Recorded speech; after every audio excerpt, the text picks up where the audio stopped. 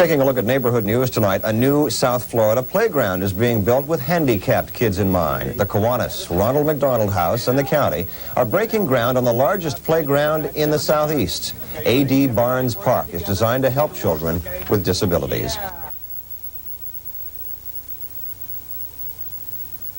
Dade County leaders are working hard at planning fun. Today they unveiled plans for a playground designed especially for children with disabilities. Now this playground is going to have special play equipment and shock absorbers on the floor for safety. It'll be built in late October at A.D. Barnes Park in Miami.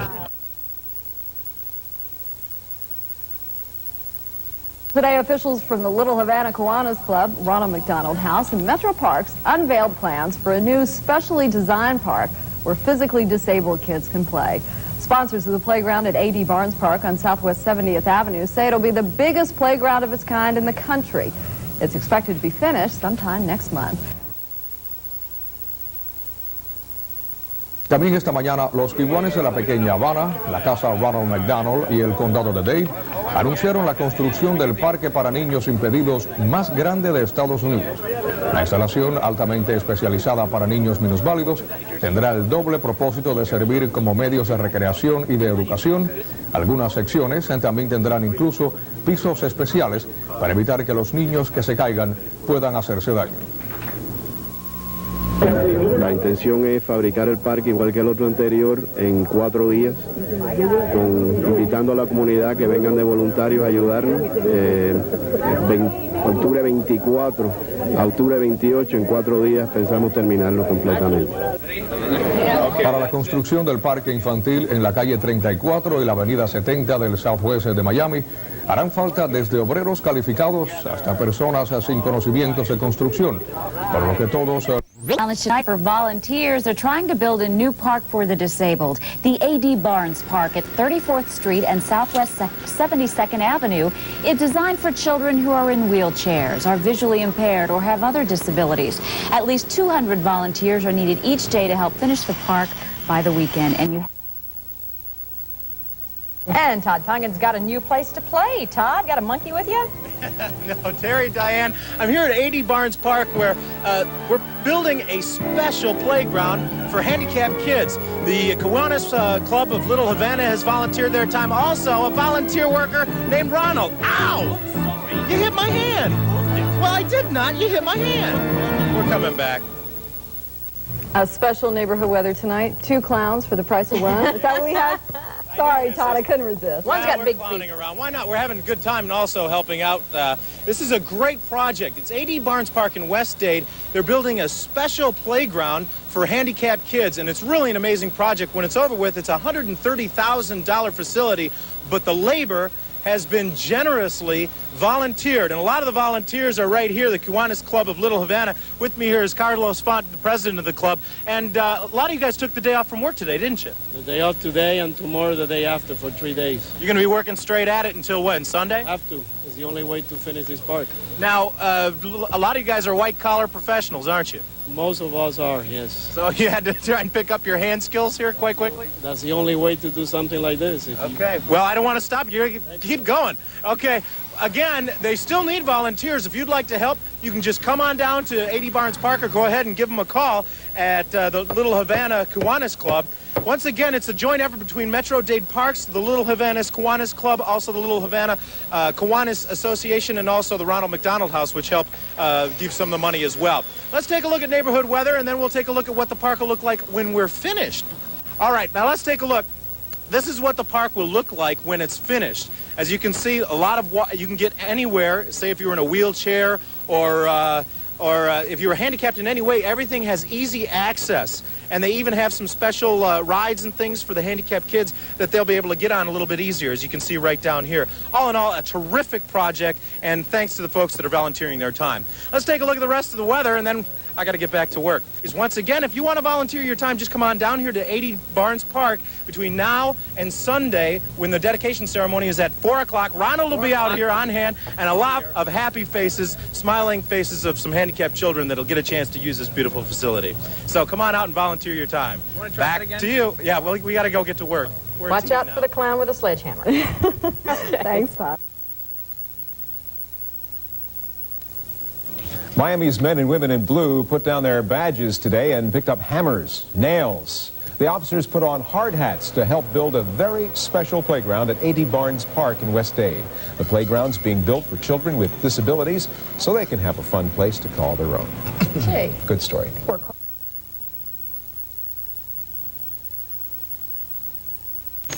Y los Kiwanis de la Pequeña Habana también llevaron a cabo hoy una campaña humanitaria. Profesionales, trabajadores, abuelos y nietos contribuyeron su tiempo y sus energías para construir un centro de recreación destinado a los niños inhabilitados en el parque A.D. Barnes, situado en el 3401 Southwest de la avenida 72. El campo fue diseñado con las ideas de maestros y personas que conocen las necesidades de los niños inhabilitados.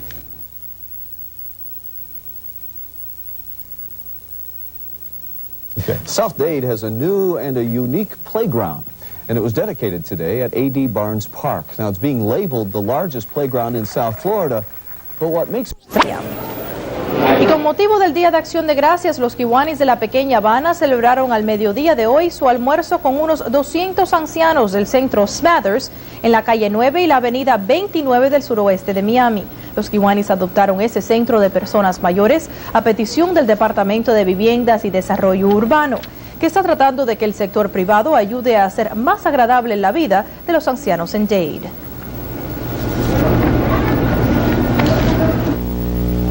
Los Kiwanis están invitando a otros clubes cívicos del sur de la Florida a imitar su actitud y adoptar a otro centro de ancianos en el área.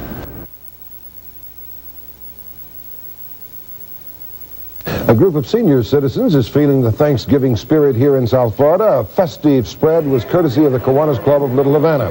Members used a Thanksgiving Day luncheon to officially adopt folks.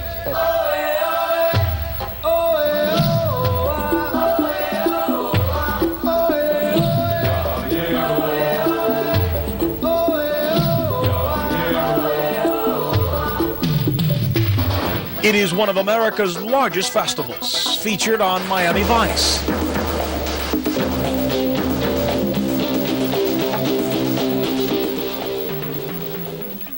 The Today Show. That's not judiciously. West 57.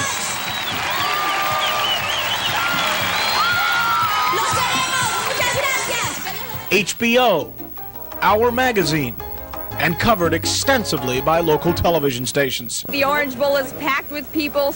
It's Carnival time. Partiers took to the streets for Paseo de Carnaval. Calle Ocho began 13 years ago with 10,000 people attending. Sunday, Calle Ocho will sizzle when 1 million visitors join in on Little Havana's biggest street festival. And right here in Bayfront Park, one of the biggest days will be a gathering of athletic and musical events. The Southwest 8th Street is about to transform into South Florida's biggest street party.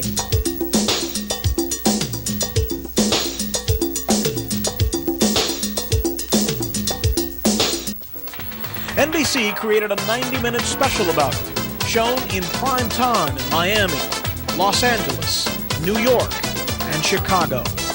Univision and Telemundo have each broadcast network specials in the United States, Spain, and throughout Latin America. Radio and print also get into the act. Stations often participate with their own stage shows, and all 4 major South Florida newspapers publish special sections with full color coverage, and often it is front page coverage. It is 10 days of fun, 10 days of attracting fun-loving people from every place imaginable.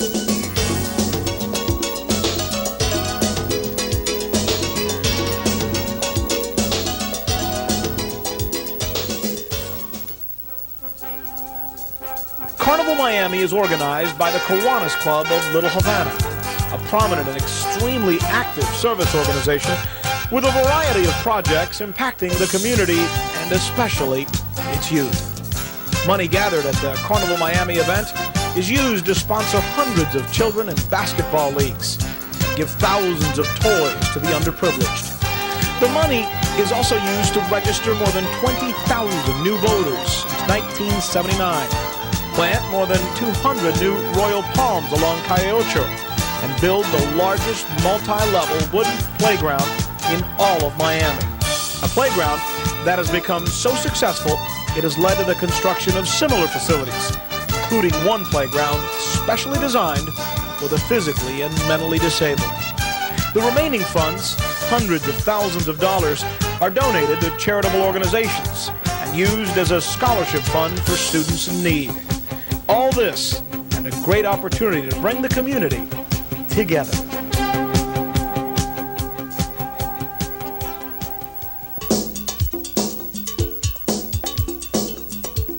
Carnival Miami begins with the best party in town, a masquerade ball full of color and lavish costumes in the style of Rio, New Orleans, and Old Havana. It is followed the next day by Carnival Night at the Orange Bowl, an all-star variety show featuring top-name Hispanic entertainers in a brilliantly illuminated stage full of special effects. A 2-hour television special brings Carnival Night to millions of television viewers around the world. The following day, everyone, and we mean everyone, is invited to take part in Paseo. Paseo is a bit of a different parade. It has not only the traditional decorated floats, but also street dancers in original festive costumes doing the old-fashioned conga and comparsas. Folkloric groups perform the dances of their native land, while an escola de samba strolls along the streets. Confetti and streamers fill the air. It is a people's parade with the people joining in the fun. Each year, a top celebrity is chosen to be the queen or king of Carnival Miami. The first was the late Desi Arnaz, followed by Celia Cruz, Jose Feliciano, Gloria Estefan, and most recently, Emmanuel. Another major participant in the Carnival Miami events is Miss Carnival Miami. She is selected a month before the event from more than 100 contestants. It is a glittering television pageant with the winner presiding over dances, parties, and all Carnival activities. The official Carnival Miami poster, unveiled months in advance, becomes an important part of all event publications. The Carnival Miami Cup is the city's unofficial basketball championship. After basketball, South Floridians and visitors alike take to biking. It is the Carnival Miami Bike Dash in downtown Miami. More than 1,500 racers compete, including internationally known racing teams. Then it's time for the 8K run, now designated among the top runs in the state with a field of 2,000 runners. And while the sports events are going on, the area is going to be turned into a massive party. The Super Parranda turns the park into a giant dance floor. The evening caps off with Carnival Miami International. Music, folkloric groups, and entertainers from Latin America performing at the Bayfront Amphitheater. And to cap it off, fireworks and a laser show, giving the live TV coverage a unique backdrop, showcasing the beautiful downtown Miami skyline amid the waters of Biscayne Bay. The crown jewel of Carnival Miami is the biggest street festival in the United States. It is called Calle Ocho, an open house. The day South Florida opens its doors and its arms, neighbor meets neighbor, and visitors get a taste of Little Havana, USA. 23 blocks of dancing, food, music, a veritable mega party. In fact, 30 main stages entertain with more than 200 musical groups. And the food, everything from roasted pork to baklava, from shish kebabs to pizza. Events are held for kids, too, since families are such an important part of these Carnival festivities. World's largest is a term that is often used to describe Carnival Miami festivities. In keeping, 1990 features the world's largest piñata. It is a giant sombrero. In 1988, more than 100,000 people danced to The Conga, a Miami Sound Machine hit. The event is now listed in the Guinness World Book of Records. Calle Ocho, enjoyment to the fullest. And when it finally winds down and the bright Miami sun sets, fireworks say adios. And until next year, the Kiwanis Club of Little Havana extends to you an invitation to enjoy Carnival Miami, a chance to join in the fun. Join the fun.